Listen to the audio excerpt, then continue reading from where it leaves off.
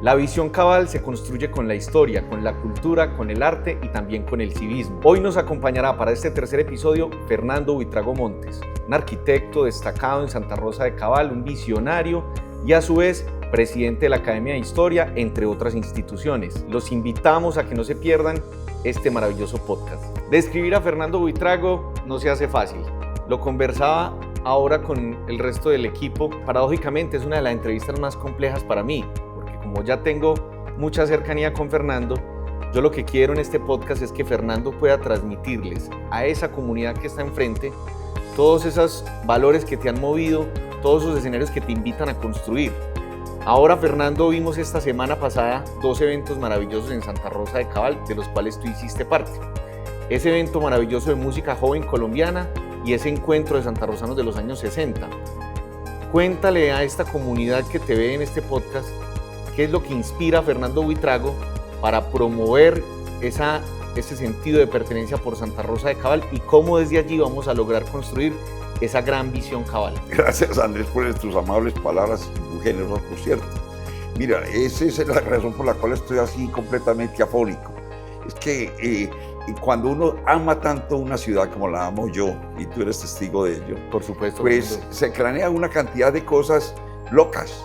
Y nos craneamos este primer encuentro, primer festival juvenil de música colombiana, Canto de Araucarias, pues con el ánimo de rescatar precisamente el sentido de pertenencia y sobre todo de despertar conciencia en la juventud de la necesidad de tener una verdadera identidad, que volvamos otra vez a recuperar nuestro pasado, nuestras raíces. Qué maravilloso, Fernando. ¿Cuántas instituciones albergaron en Santa Rosa de Cabal o cuántos grupos? Alrededor de 30 personas, pero eran 10 grupos, entre solistas, duetos y te confieso, el jurado, que fue supremamente bien calificado, se fue admirado porque decían, esto estaba a la altura del Festival del Mono Núñez, a la altura del Festival del Pasillo del Mamuco. Un rotundo éxito, y el próximo año va a figurar Santa Rosa de Cabal en el mapa musical de Colombia, al lado de estos grandes festivales, y se va a convertir este Festival Juvenil de Música Colombiana en el principal motor de desarrollo,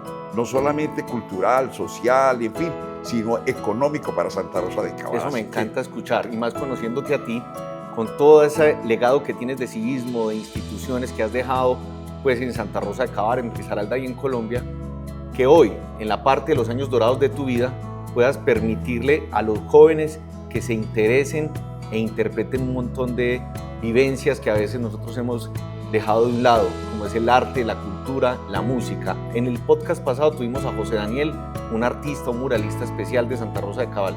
Y hoy que te tenemos a ti, con esas virtudes que tienes enfocadas en el arte y la cultura, qué rico que nos contaras un poco, Fernando, cómo se ha logrado llegar hasta acá, cómo Fernando Buitrago, en su entender como historiador, ha logrado impregnar en la comunidad todo ese contexto histórico de Santa Rosa de Cabal para que hoy estemos donde estamos parados. Fernando, cuéntanos un poco. Sí, precisamente ese es el espíritu del festival, casualmente. El de despertar esa conciencia, de la culpa es nuestra, no es de ellos.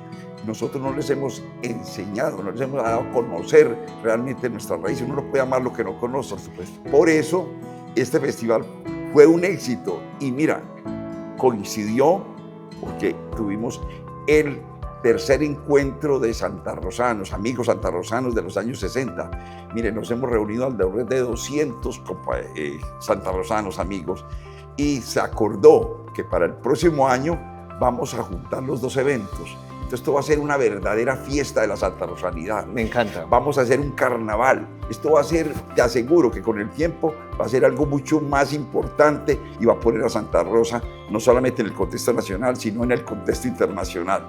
Así que yo aprovecho la oportunidad para invitar a todo el pueblo santarrosano para que nos acompañen y nos unamos en esta gesta, porque es así como nosotros recuperamos nuestra identidad y como despertamos ese amor por nuestro terruño. Yo amo a Santa Rosa de Cabal, y acuérdate, Andrés, que tú y yo tenemos un reto. Lo que hizo el doctor Pascual López, él tenía una responsabilidad histórica que el papá había preparado el doctor Pascual López a Santa Rosa de Cabal para la conmemoración del primer centenario de la ciudad. Sí. Él tenía la responsabilidad de preparar Santa Rosa para el segundo bicentenario. Él se nos fue, pero nosotros tomamos esas banderas y lo estamos haciendo con el plan piloto, Visión 2044, que es lo que está haciendo Fernando. Cabal, y te felicito por esa. Gracias, Fernando. Así es, y así, si Dios lo permite, lo vamos a seguir haciendo. Tú dijiste una frase que me encanta y es: nadie puede amar lo que no conoce. Nombraste también a don Fermín, a don Pascual y a José Jorge.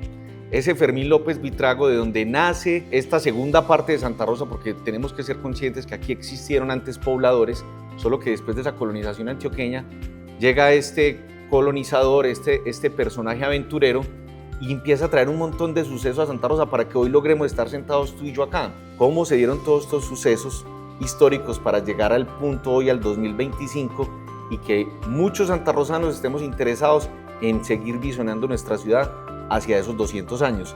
Tú que eres presidente de la Academia de Historia, amplíanos un poco esto, por favor. Santa Rosa de Cabal es muy representativa de esa cultura colonial antioqueña, ¿cierto? Hay que tener en cuenta que Santa Rosa de Cabal fue la última ciudad que fundó Fermín López, y que precisamente aquí murió él a los 2 años de haber fundado Santa Rosa. Sí, Santa Rosa, como todos saben, fue fundada el 13 de octubre de 1844, y Fermín López murió en 1846. Pues los restos 2 añitos. reposan en la casa de los fundadores, ahí donde estaba funcionando la pastelería. En esa época no existían cementerios, y la usanza en esa época era que los personajes importantes los enterraban en el piso del templo. O sea, de la iglesia. ahí quedó el primer templo. Es que allí se construyó el primer templo, materiales rústicos, caña brava, palmiche, en fin, y ahí se celebró la misa de fundación de Santa Rosa de Cabal por el padre José Ramón Durán de Cáceres. Ese templo estuvo ahí hasta 1875, cuando fue necesario, porque la topografía de Santa Rosa pues, hacía posible que eso se anegara con la entrada de la iglesia. Entonces se acordó, porque que la iglesia y el Estado eran unidos, sí, claro. Entonces se acordó que el templo se hiciera en la parte alta, donde está la Basílica Menor Nuestra Señora de las Victorias. Maravilloso. Y a finales del siglo XIX y comienzos del XX se construyó la casa donde está, la casa de los fundadores, donde funciona la pastelería en este momento. Esa casa es fiel exponente de esta arquitectura colonial antioqueña o arquitectura cafetera. Tiene la tipología, todos los elementos de esta arquitectura. Tú ves todos los aleros, la teja de barro, sí, los corredores, las chambranas, en fin. Desafortunadamente, Andrés, a esta casa le tiraron los balcones. Craso error, sí, que lo hemos visto, y ahí se empezó a distorsionar nuestra fisonomía. Esa parte que tú nos expresas ya de la arquitectura es posterior a la llegada de don Fermín López, porque si bien Santa Rosa con la llegada de Fermín generó una serie de sucesos importantes, lo hemos discutido algunas veces en la Academia de Historia Risaralda, el suceso de la llegada de don Fermín López con su grupo de fundadores a Santa Rosa y la escogencia del nombre para Santa Rosa de Cabal. Bueno, lo que pasa es que hay que tener en cuenta, Andrés, que cuando llegó Fermín López acá, esto era monte, esta era selva, ¿cierto? Existió, sí, Pereira, o sea, Cartago Viejo, que fue fundado en 1540 por Jorge Robledo, y ya estuvo 160 años, después pasó donde está Cartago en este momento, sí, ¿cierto? Y después tuvo otros 160 años, Valdivia, allá quedó gente, y en fin. Y después vino el padre Remy Antonio Cañarte con otra gente de Cartago, y refundaron en 1863, el 30 de agosto de 1863, fundaron a Pereira, ¿ya? Bueno, sí, pero ese es otro cuento, pero comencemos en Santa Rosa. Sí. En esa época, pues Santa Rosa, cuando existía Cartago, allá está Pereira en este momento, la primera fundación, esto era selva, aquí nunca habían, por aquí no habían pasado los colonizadores, nadie, por acá. Llegó Fermín López, descuajando montaña, en fin, llegaron aquí, y pues viene toda la historia, que es del Lembo. Bueno, llegó a Santa Bárbara y después pasó al Lembo, y el Lembo divisaron aquí este sitio, y después se trasladó a Cartago. No se les olvide que esto pertenecía al Cauca. Este era el extremo norte del Cauca. De Gran o sea, Cauca, sí. Nosotros lindábamos el estado del Cauca con la Antioquia. concesión de Aranzazu. Ellos salían de Río Negro, ¿cierto? Okay, sí. Entraron pues y a Aguada, Salamina, fundaron Salamina y se vinieron bajando, ¿cierto? Aranzazu, en fin, y llegaron a Manizales. Ahí encontraron un conflicto con la concesión Aranzazu. Eso pertenecía a la concesión Aranzazu, que decían que era la guerra entre el hacha y el papel. O sea, gente que venía buscando tierras, porque la situación allá en Antioquia se les tornó muy difícil, porque la minería empezó pues, a a bajar y esta gente no tenía, eran desposeídos, entonces venían buscando tierras, pero cuando llegaban los desplazaban, porque una vez se instalaban, ya la concesión Aranzazu, bueno, esto es de nosotros, y en fin. Entonces fueron llegando, cuando llegaron a Aranzazu, cuando pasó el río Huacaica, pensó que había pasado el río San Francisco, que es el límite entre Antioquia y el Cauca. Y resulta que él, cuando llegó a Manizales, pensó que ya estaba en el Cauca, que ya había pasado el río San Francisco. A los 3 años viajó a Salamina nuevamente y le dijeron, usted todavía está en la concesión Aranzazu. Entonces fue cuando ya se vino más para acá. Y llegamos, cuando llegó aquí a Santa Rosa, en 1838. 6 años antes de su fundación. Exactamente. El primero llegó a Pereira, pero no encontró las condiciones para hacer. Entonces se ubicó acá y en donde está la Plaza de Bolívar en este momento, que primero fue Parque Colón, Plaza Colón, ¿cierto? Ahí cogió el esquema español, que era la plaza, y en la plaza estaba en la casa consistorial, que es lo que llamamos ahora la alcaldía, la iglesia, en fin. Y ahí las familias más importantes se ubicaban en el marco de la plaza. Y después las otras familias iban desplazando, igual creciendo. ¿Y cómo se bautizó a Santa Rosa de Cabal? Bueno, primero se le puso el nombre de sitio Cabal. Esto era un sitio. Se le puso Cabal porque, como esto era del Cauca, que nosotros pertenecíamos al Cauca, sí. Entonces la capital era Buga. José María Hoyos, que era el gobernador, ¿cierto? Hizo que se le pusiera Cabal, pues en homenaje a José María Cabal, que era un prócer de la independencia que luchó con Bolívar, la independencia. Entonces, como un homenaje a José María Cabal, que era bugueño de Buga, entonces por eso se le puso Cabal inicialmente. Y cuando ya se fue a declarar parroquia, entonces ya otros dijeron, no, es que como llegamos aquí el día de Santa Rosa de Lima, una santa peruana, entonces pongámosle un más bonito, pongámosle Santa Rosa. Pero cuando ya en 1905 el presidente Rafael Reyes quiso crear el departamento de Caldas precisamente como un tapón entre Antioquia y el Valle, y el Cauca. Y el Cauca, porque vivían en una puna, en una guerra permanente, guerra civil, ellos mantenían enfrentados. Entonces digo, este cuentecito no me lo gasto más. Que entonces nos sirve como eslabón, enlace, inclusive para el comercio y para todo, ya entre los dos. O sea, se creó primero el departamento de Caldas en 1905. En 1905, entonces ahí en ese momento, Santa Rosa, entonces como estaba la pugna entre los que querían que esto se llamara Cabal y los que querían que se llamara Santa Rosa, dijo, bueno, entonces hagamos una cosa para que no peleen, vamos a poner Santa Rosa de Cabalos. Muy bien. Entonces consiguió las dos posiciones. Pero eso es muy lindo porque yo lo expreso en algunos comentarios, que nos referimos a la Santa Patrona de América, para quienes somos creyentes, y también nos referimos a un prócer de la Guerra de Independencia. Nos bautizaron de tal forma que hicieron un equilibrio para nuestra sociedad y que hoy nos sintamos orgullosos también de todos sus aspectos históricos. Por supuesto. Esa llegada de don Fermín acá, cuando llegan estos fundadores y distribuyen estas tierras, ¿cómo llega Santa Rosa de Cabal a desarrollarse hasta llegar a sus primeros 100 años y estar posicionada como una de las ciudades más importantes en Colombia para los años de 1930? ¿Qué fueron esos sucesos tan importantes que cambiaron a Santa Rosa de Cabal para que en 1944, cuando cumplimos los 100 primeros años, fuera una ciudad tan bella? Cuéntanos un poco de esto, Fernando. Mire, uno, pues ustedes ven que la ubicación de Santa Rosa es privilegiada. Estamos... Desde esa época era privilegiada. Claro, mire, estamos en un sitio de fácil acceso, en la región andina, entre dos ciudades muy importantes, Pereira y Manizales. Pero pues lógicamente Santa Rosa fue fundada antes. Desde que Pereira fue de 1863 y Santa Rosa en 1844. Ya, pero aquí hubo un fenómeno muy interesante. Dos fenómenos que sobre todo impulsaron el desarrollo de Santa Rosa. Primero, que aquí se desarrolló mucho la industria del café, porque pues estas tierras son privilegiadas para el café, lo sabemos, por las cenizas volcánicas y en fin, y por el clima. Este es un clima estupendo, fabuloso. Entonces empiezan a aparecer trilladoras. Las trilladoras de café empleaban mucha mano de obra femenina. Las mujeres eran las escogedoras de café. Entonces ellas, lo mismo que Pereira, ellas también fueron las que propiciaron el desarrollo de Pereira. Pero ese café lo tenían que transportar en mulas, ¿cierto?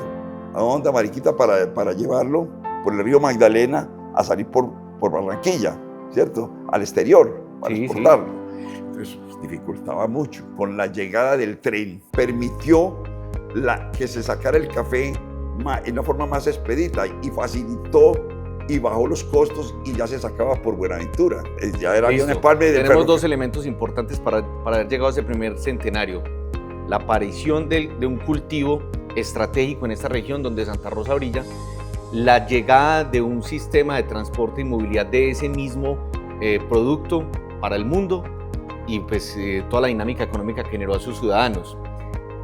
¿Y qué sucede en esa época entre 1920 y 1940 para que esta ciudad se transformara tan hermosa y aparecieran esa plaza de mercado que hoy tenemos, apareciera ese Parque Bolívar, entre otra cantidad de infraestructura en la ciudad? El desarrollo de la industria cafetera, las fincas cafeteras, las trilladoras, fueron muy importantes, y la exportación del café, el tren, en fin, eso trajo riqueza a Santa Rosa. Entonces permitió que se empezara un desarrollo urbanístico interesante y empezaron a aparecer unas construcciones muy lindas, porque también tuvimos la suerte de que aquí llegaran unos personajes, los sirio-libaneses.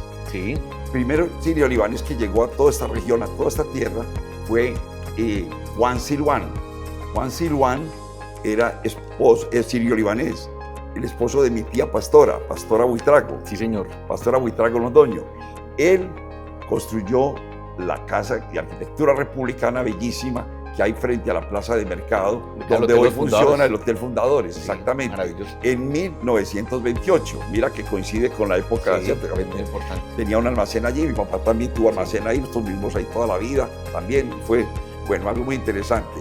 Y entonces ya empezó también a construir, no solamente allá, construyó en Pereira una casa muy linda que hay ahí sobre la avenida del ferrocarril, sí, es como un chalet. Sí, yo la conozco. Eso es, que se declara patrimonio. Sí. Y, bueno, y otras casas, por ejemplo, donde está la trilladora esta Omega, que es al frente del Parque El Machete, ahí había una casa bellísima, la tumbaron. La casa que está, la que había antes de donde está el edificio Araucarias, había una casa bellísima ahí, también la construyó él, construyó mucho acá.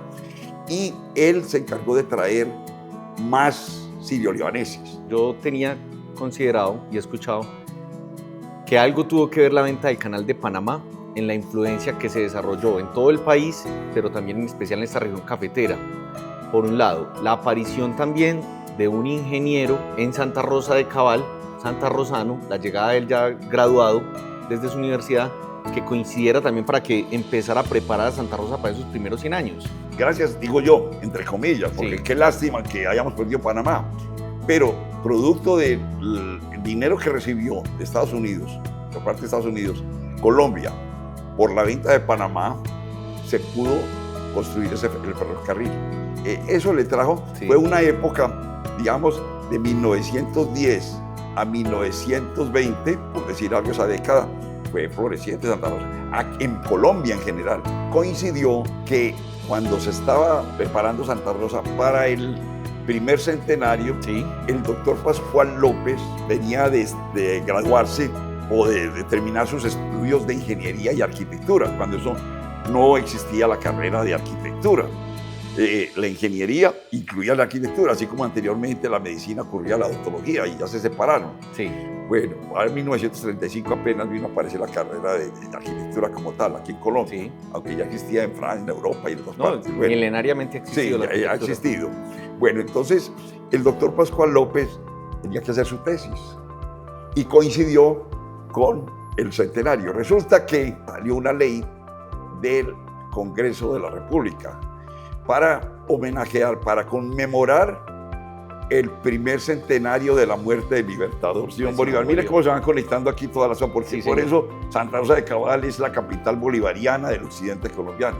Aquí tenemos la Federación de Sociedades Bolivarianas de Colombia. Sí, entonces aquí encuentro, claro que sí. Yo tengo el honor, la satisfacción de haber fundado la Sociedad Bolivariana aquí en Santa Rosa. Eres presidente honorario. Y presidente y de Pereira y presidente también de la Federación de Sociedades Bolivarianas.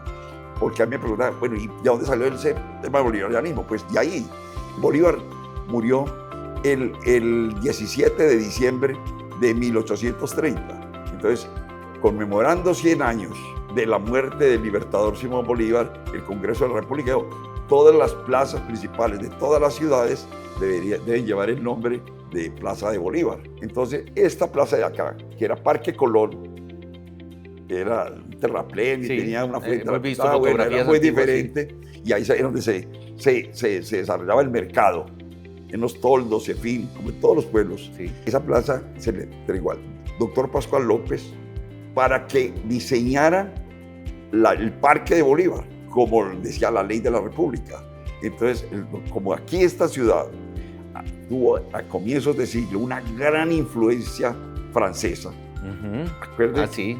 ¿Por qué? Pues es que la potencia mundial no era Estados Unidos, era Francia. Estados Unidos fue después de la Segunda Guerra Mundial para acá. Entonces, con la llegada de los padres vicentinos en 1894, empezaron a traer toda esa cultura francesa. Después trajeron las hermanas vicentinas del Colegio Laurel. Vinieron más instituciones. Exacto. Entonces, esto fue tomando, y como está toda la influencia francesa, en los colegios nos daban francés, inglés y francés, y hasta latín. Pero aquí llegó un momento en que se cantaba más la marsellesa que el himno nacional. Todo el mundo sabía la marsellesa.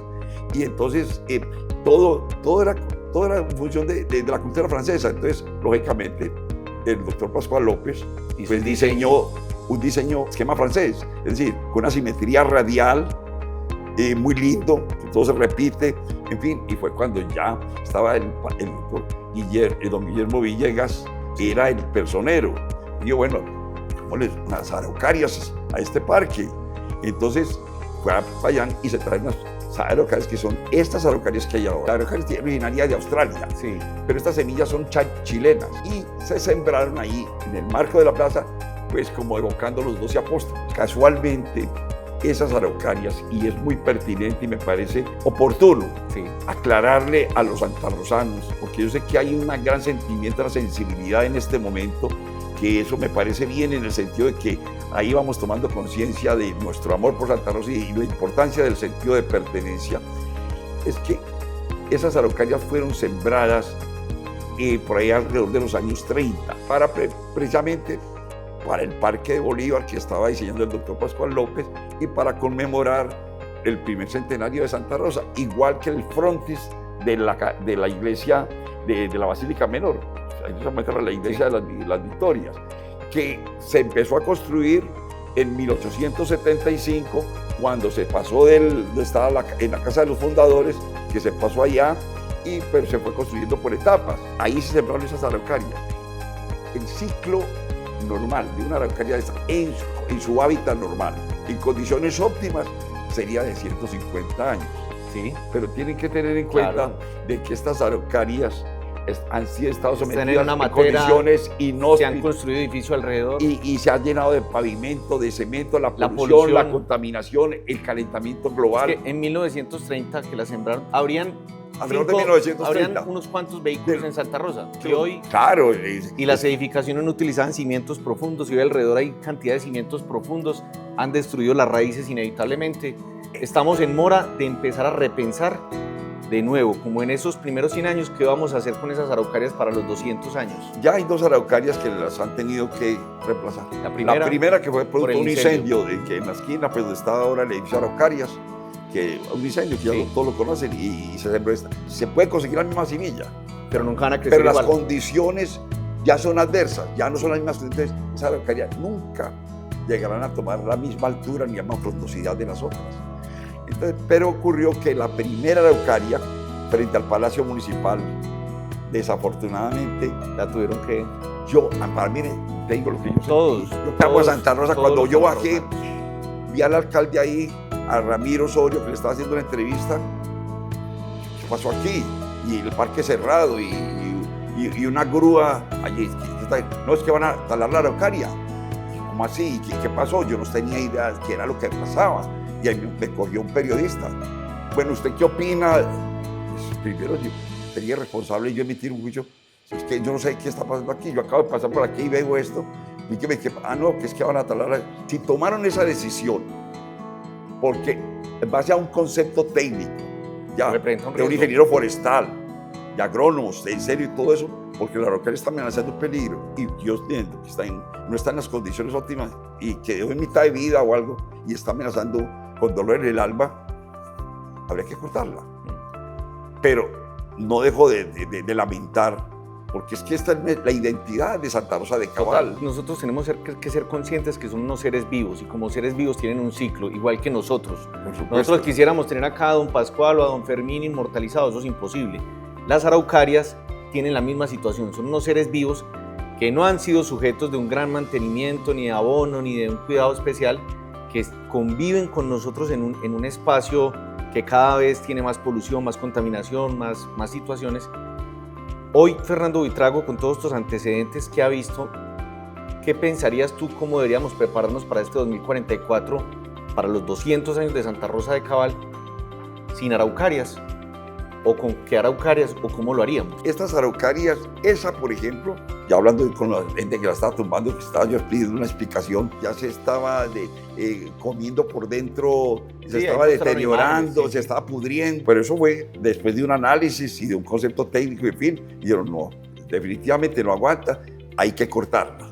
Ya. Sí. Le pregunté cómo estaban las otras y me dijo, pues hay unas que están empezando, en fin, pero todavía aguantan. Mientras las araucarias aguanten, hay que hacerles eso, lo que tú dices, mantenimiento y todo. No nos olvidemos que han sido sometidas a unas condiciones adversas. En una época que en Navidad alumbraban el parque muy lindo, con colores de bombillos de todos los colores, eso era bellísimo. Pero lógicamente ese calor y todo eso tenía que... Entonces son muchas condiciones, pues en este momento yo creo que lo responsable es, a medida que vaya a reemplazarla, pero ojalá, la misma especie. Ojalá no, es que es necesario que sea la misma semilla. Santiago Fernández sembró unas araucarias en el centro, sí, yo lo recuerdo, pero empezaron a crecer todas torcidas. Es que no es la misma semilla, tiene que ser la semilla australiana, es la misma semilla que trajo de Chile. Alguna vez un sobrino de José Jorge Paulo, el del bailador, trajo desde un viaje a Australia, pero no funcionaron. No funciona, después que le digo, las condiciones no son las mismas. Claro que a veces tiene un clima más benévolo, más frío, y en fin, pero bueno. De todas maneras, esta se ha concebido ya como la ciudad de las araucarias y es nuestra identidad.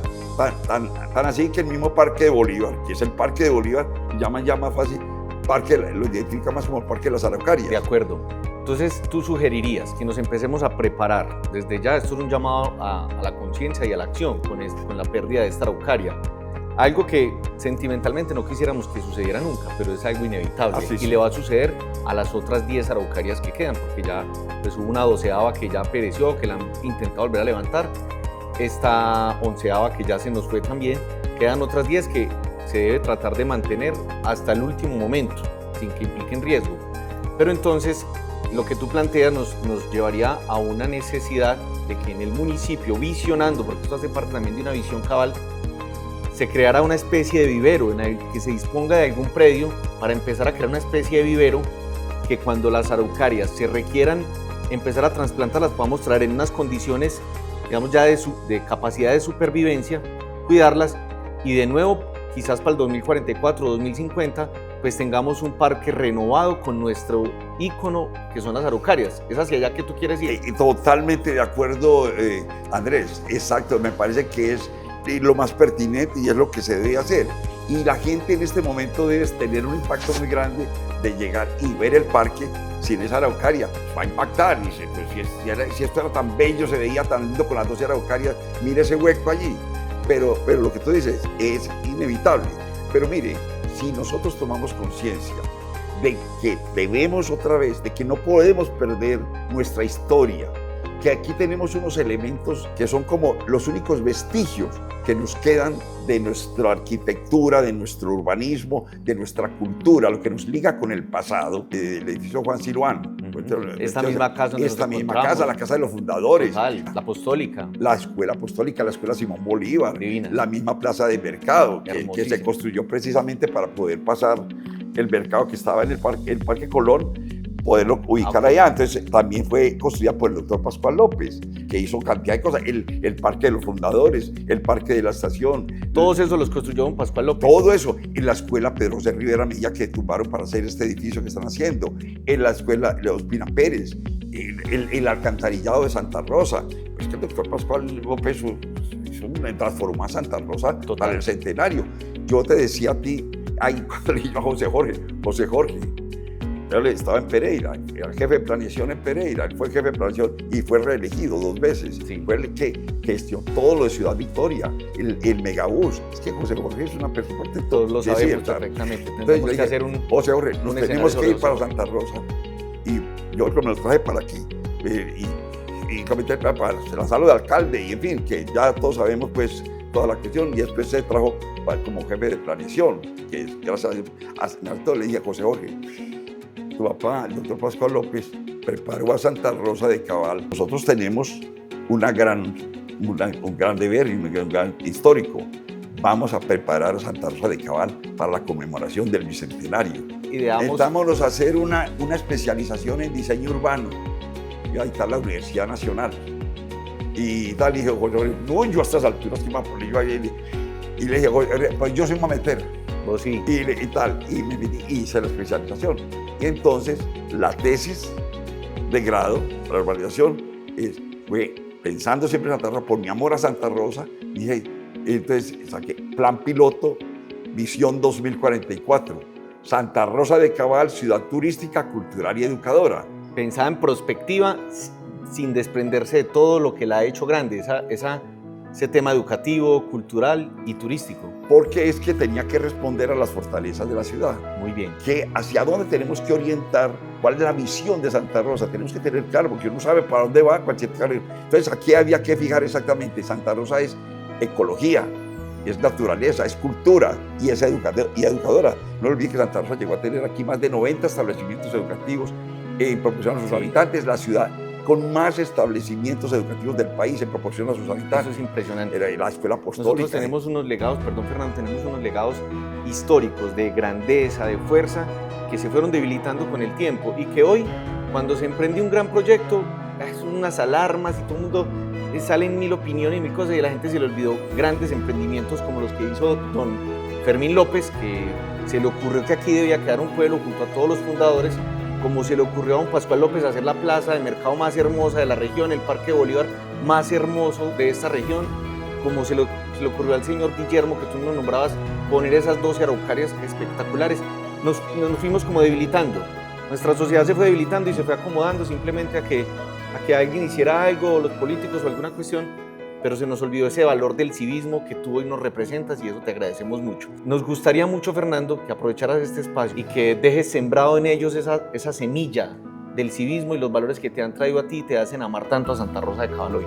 Como ya les anotaba, uno no puede amar lo que no conoce. Entonces yo diría que todos debemos empezar por conocer nuestra historia. Y les aseguro que empezamos a amar esta ciudad. Conozcan la historia, empiecen a encontrarle el sentido, la importancia, el valor a estas construcciones, a estos vestigios que nos ligan al pasado, estas pocas casas que nos quedan. Cuando empezamos a descubrir todas estas propiedades, todos estos valores, se empieza a despertar ese amor por Santa Rosa, y despertemos el sentido de pertenencia y la identidad de ser santarrosano. Excelente, Fernando. Nos quedan unas reflexiones maravillosas con el arquitecto Fernando Buitrago Montes. Seguramente habrán muchos podcasts más donde tengamos que vincularte de nuevo. Aquí nos queda algo maravilloso, Fernando. Muchísimas gracias por estar con nosotros en este espacio, por abrirnos las puertas de este maravilloso lugar, Ceris Café, y que tengamos la gloria y la dicha de poderte ver muchísimos años más desarrollando civismo, grandes estrategias de impacto mundial como lo estás haciendo ahorita con estos festivales hermosos que estás creando, que los santarrosanos te apoyemos cada día más, que quienes están afuera y quienes están al otro lado de esta pantalla se den el gusto de conocer en vida la obra y arte de Fernando Buitrago Montes. Muchas gracias, Fernando. Gracias a ti, Andrés, y gracias a ERECO, y felicitaciones por esa labor tan increíble que están haciendo. Sé que juntos, unidos, vamos a hacer a Santa Rosa muy grande. Muchas gracias, Fernando. Y muchas gracias.